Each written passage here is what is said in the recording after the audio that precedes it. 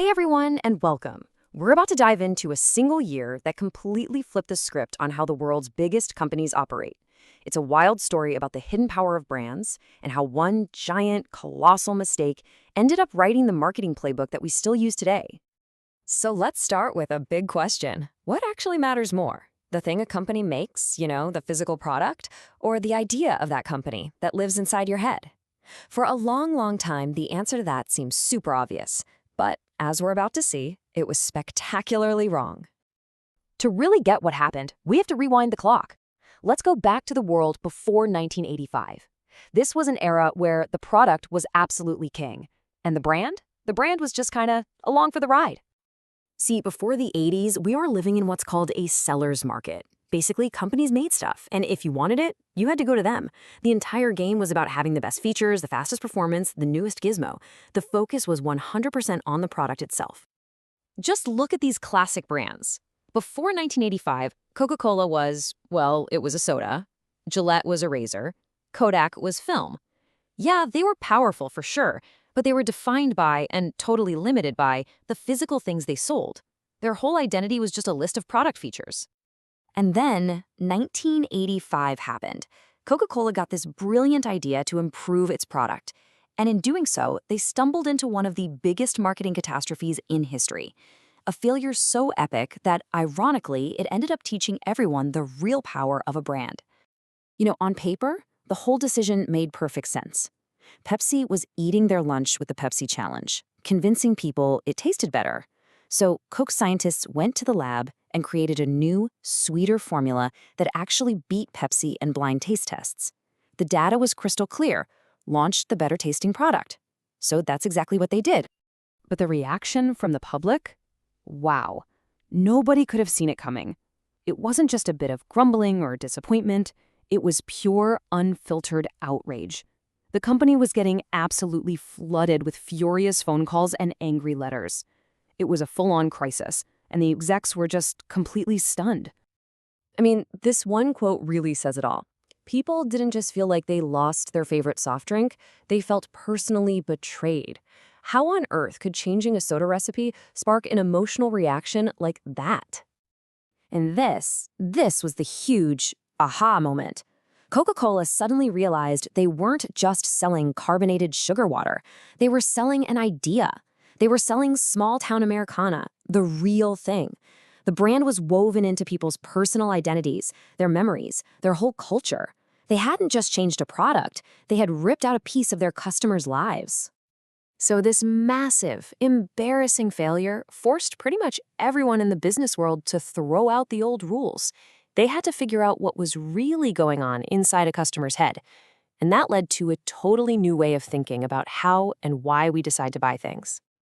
And this is the framework that came out of all that chaos. It breaks down the whole customer journey into 4 distinct stages. And to win in the modern world, a brand has to connect with you at every single one of these points.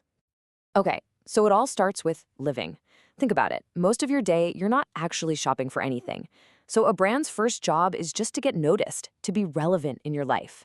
That way, when you do suddenly need something, they've got this huge head start because they're already hanging out in your brain.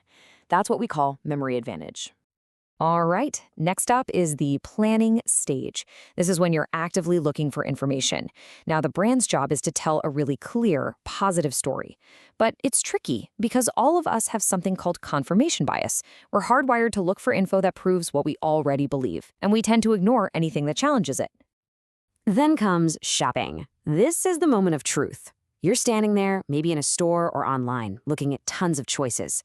A really strong brand acts like a mental shortcut. It gives you confidence, triggers good feelings, and just becomes the easy, no-brainer choice that helps you justify the purchase.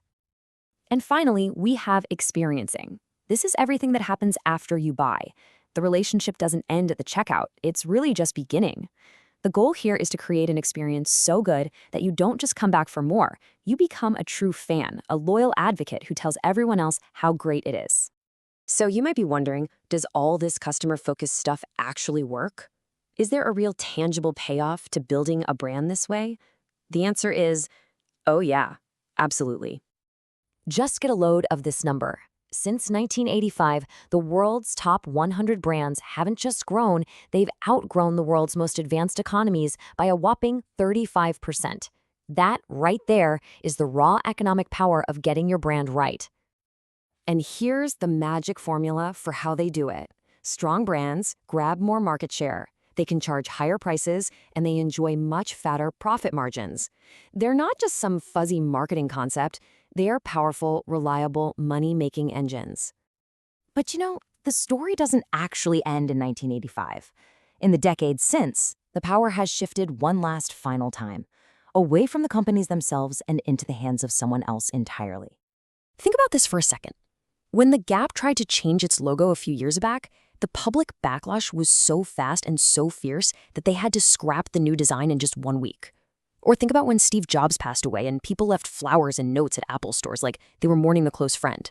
This just proves that today, we, the customers, feel a deep sense of ownership over the brands we love.